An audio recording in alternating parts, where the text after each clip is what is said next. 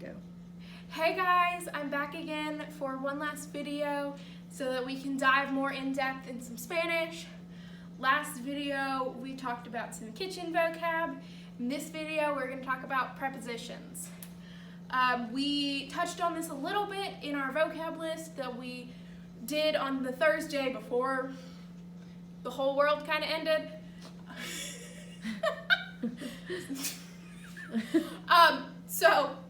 Well, let's get back on the train of thought. So we're going to dive more into this and we're going to learn more about prepositions and how we can use these in Spanish. So to start off, I want to see if you can name any prepositions. I'm going to do some questions about down below, so I want you all to answer those questions so I can see where we are before and then where we are going to end after we're done with this video, okay? So we talked about how prepositions are often called, or, wow, I still can't speak, are described as words that we talk about when we're talking about how things relate to a box or how things relate to each other. So they're above, below, in front of, behind, far, close, to the left, to the right. They're all those kinds of words to help us describe where things are in space. So I'm going to go through some words. These are some words that we know, and then there are also some words that were not on your list so that we can try to learn some new words, okay? And then we're going to talk about how things relate in our house, okay? So the words we have are al lado de. We know that one means next to. Then we have delante de, which means in front of. And then detrás de is behind. Encima de means on top of or right on top of. And then wow, that was a really bad pronunciation. Debajo de is below. And then we got some more over here. Some of these you've seen, some of these you haven't. Alrededor de means around. A la derecha means to the right. And a la izquierda is to the left. Then we have two more that you haven't seen. The first one is lejos de, and then the next one is cerca de. So cerca de means close to. Lejos de means far away from, okay? So those are the words that we're going to work on, and I'm going to actually show you some hand motions to help you remember these words, okay?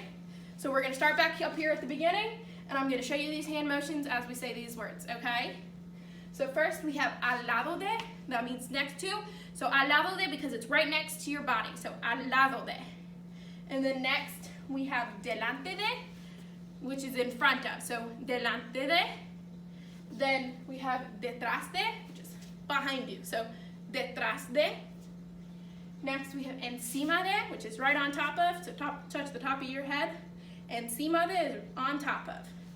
Then we have debajo de, which is below, so right below something. So debajo de is below. Then if we go over here, alrededor means around, so if you do a little fun circle, alrededor is around. A la derecha, I'm going to do this one mirroring, so I'm going to do the opposite. So if you watch this video, just mirror me. So a la derecha is to the right, a la derecha, and a la izquierda is to the left, a la izquierda. And then we have lejos de, which is far away from, so lejos de, and then cerca de, because cerca de is close, close to. So lejos de and cerca de, okay? So those are some hand motions you can use to help you remember these new prepositions in Spanish, okay?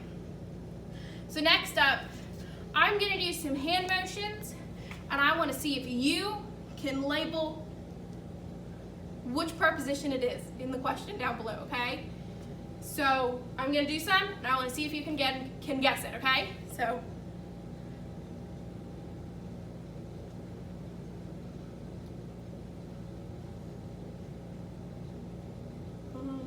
what's a good other one? And then our last one is, okay? So I want to see if you can label those down below. But the next thing we're going to do, all of these words we can use to talk about how things relate to each other when we're talking about our house. Because if we go back to it, the vocab and the things we're learning about are house vocab. So I want to see what we can do if we're talking about how things relate to each other, okay? So if I was going to talk about my house, I would say my bedroom is above or on top of the kitchen. So if I was going to say that in Spanish, and you have all of these vocab words on your vocab list at home. So if I was going to say that in Spanish, I would say mi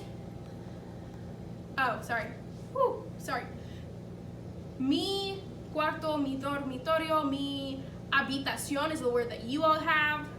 Mi habitación está encima de la cocina, because la cocina is kitchen, right?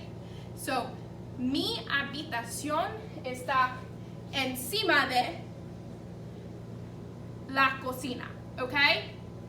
So, I want to see if you all can come up with one with these words on your own. So, I'm going to put a question down below, and I want to see if you all can create 2 sentences. So how that works is pick a room in your house. That's a really bad end. Pick a room in your house.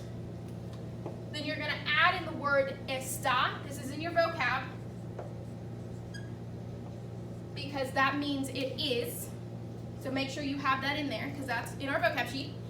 This está, and then add your preposition, and then give me your last room, okay? So I want to see you putting these words to good use, okay?